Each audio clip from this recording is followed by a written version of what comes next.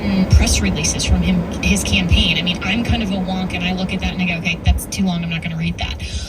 And I think that if his approach is to have some very savvy, pointed, comprehensible responses, he'll do very well. Jen, it's Fred here. Vivek Ramaswamy is kind of the new kid on the block, younger than pretty well the rest on the stage, I guess. But there's been reporting in recent days that he would advocate for cutting off funding to Israel. Do you think that's going to hurt him? I think that it is going to hurt him overall, especially with the evangelical Christians who, like me, certainly support Israel and support America's support of Israel. But more broadly speaking than just this one issue, I think where this will hurt him the most is the people who are already questioning whether he has the actual understanding of government chops to be the next president. He does present very well in media. He's very smart. He's very savvy, but he's never held political office. And I think some of these missteps are simply highlighting that fact. And that's going to be, I think, the question that will resonate, that may undermine him is, okay, he's kind of saying some of these things off the cuff. Does he really know what he's doing in terms of policy? All right, Jenna, last question, and it is very early. I mean, we don't hit the Iowa caucuses or New Hampshire primary until January. So we're still in August, and maybe a little unfair, but like you said, you are a wonk. You talk about politics, so I think you come up with an answer. What is your sense of how the GOP field is shaping up right now? I think we all can clearly see that President Trump is far out in front right now. Give me your list of the next 2, 3, maybe 4 candidates that you think either might give President Trump a run for his money or might shape the second spot in the months ahead. Yeah, well, thank you so much, Ed. Calling me a wonk is probably the greatest compliment you've ever given me. So thanks for that. Well, then I'll try to up my game, because that's not really a compliment. But but it is. Yeah, okay. But it is to the debate nerds like me. Absolutely, it is. Okay. I think that we have to remember that it is so early. If we look back in 2015, Donald Trump was polling lower than Vivek Ramaswamy currently is. And it's fascinating to me that so many people forget that we've had Republican primaries in the past and that there is so much time. This isn't going to just be a runaway, even though President Trump has 100% name recognition. He also has a record, and he also is facing a lot of legal challenges and some other things that may, whether right or wrong, may influence his ability to campaign, and that's, I think, what the left is intending. But when we look at how early it is, I think if a Ron DeSantis or even a Vivek Ramaswamy can place really close in Iowa and in some of those early states, or even take and win one of those early states heading into Super Tuesday, that's going to really change the whole landscape. And Donald Trump isn't going to be able to just point toward the polls. He's going to have to actually look like Ted Cruz did in 2015 when Trump lost Iowa to him by only 2 points. That was really a significant turning point in the 2015 primary. So I think that Ron DeSantis and Vivek are definitely the two candidates to watch for. And I think that Ron DeSantis is going to do a lot better than the polls are currently suggesting.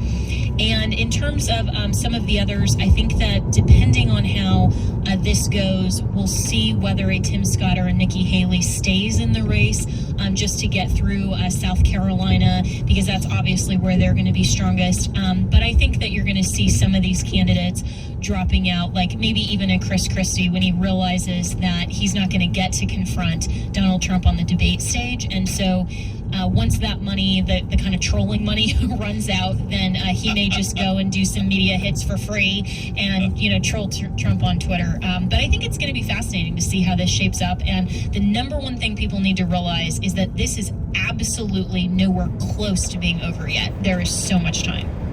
Jenna, one more question before we let you go, and I want to put the spotlight over on the Democrat side of things here for just a second. We say, 4 or 5 months to the first caucuses, but the hour is getting late for the Democrats. A lot of growing rumors about nervousness amongst the Democrats about Joe Biden. He made some further missteps yesterday when he was down in Maui with regards to supposedly encouraging people there who have just gone through this horrible time, and I won't go into the details. We've talked a little bit about it on our newscast. But what are you hearing? Are you hearing the same rumors that we are, that Democrats are very concerned about Biden, and they are starting to look at other people, even perhaps there have been at least 2 stories lately about Michelle Obama. Do you give any credence to that? Yeah, I think that the Democrats have been looking elsewhere. They have been for a while, and they have been rightly so nervous about Joe Biden because his favorability is so terrible.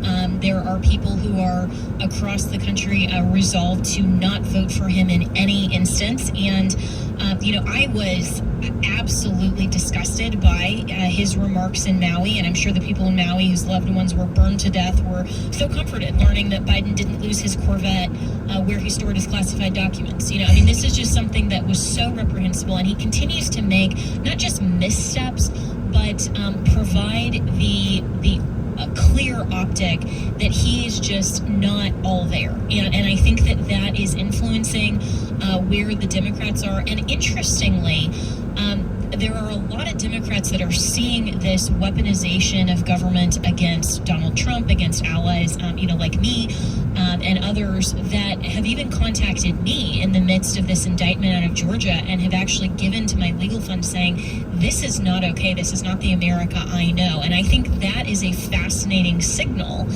that even some moderate and reasonable Democrats, and there are some of those still out there, I know some of them personally, they are saying that the Biden administration is going too far in targeting conservatives, pastors, Christians, parents at school board meetings, being put on the FBI domestic terrorism watch list, and they don't want to vote for an administration that is totally off the rails. And so I think that the DNC is facing a pivotal moment in their own party, and whether or not they're going to double down because they want to usher in a communist Marxist sort of state and they are just hell-bent on that, or if they will say, okay, we've got to pivot now to someone who can maybe do that with a little bit more hair gel like Gavin Newsom, or a little bit more fashion like Michelle Obama. So it's going to be really fascinating to see what they decide. All right, Jenna Ellis has been our guest, host of Jenna Ellis in the Morning, heard at 7 a.m. Central Time on American Family Radio. And folks, you don't get any wonkier than that wonk right there. So I just thought if wonk is a compliment, then wonky has to just double the compliment. So Jenna, thank you so much for being on with us. And folks, love your show and the insights that you bring to it, and thank you for joining us today. Thank you so much. I appreciate it, and I will strive to become even more wonky and the wonkiest if we can possibly get there. But it'll take me a while. But thanks so much, guys. You're heading in the right direction, so good for you. Thank you, Jenna. All right.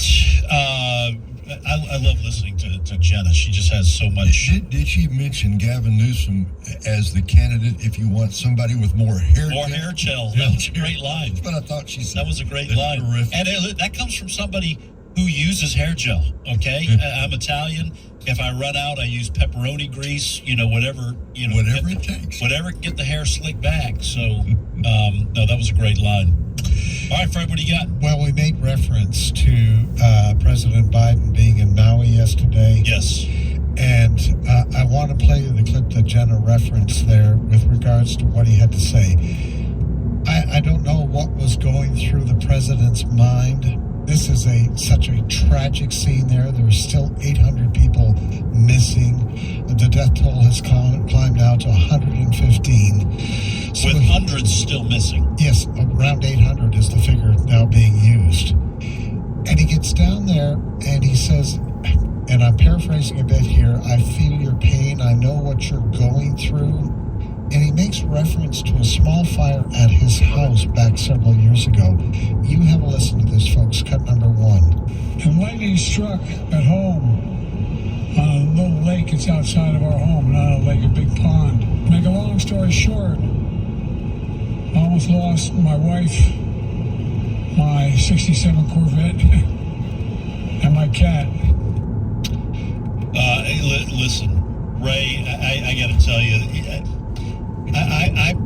I don't like to just simply pounce on politicians when they make a stumble, but this goes not only to his mental state, this also goes to the callousness of the comment, and frankly, it goes to who's running the show, because how do you let the President of the United States, when you've had over a week to get together some sort of statement or prepare him to make a speech, and then that's what he comes up with, that he almost lost his cat and his Corvette in a vacation house, that not even his primary residence, when these people have lost everything and have lost, for some of them, many family members. You know, if you look up the word tone deaf in the dictionary, it's going to say, see Joe Biden, because this is what being tone deaf is.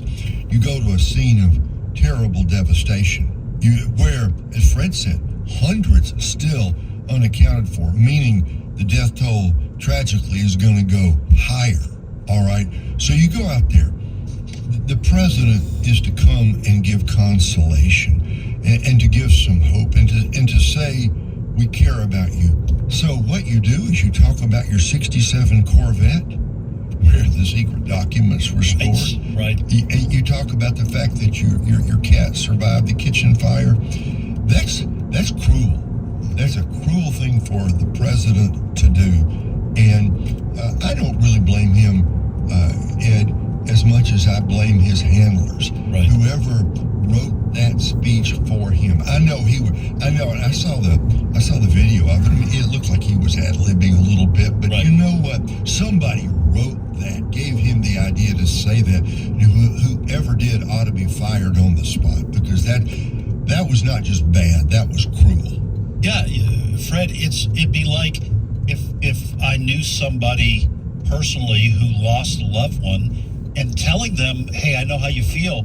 I almost lost my cat once. And by the way, didn't he was caught on camera talking to officials there and saying, wow, that's some hot ground there.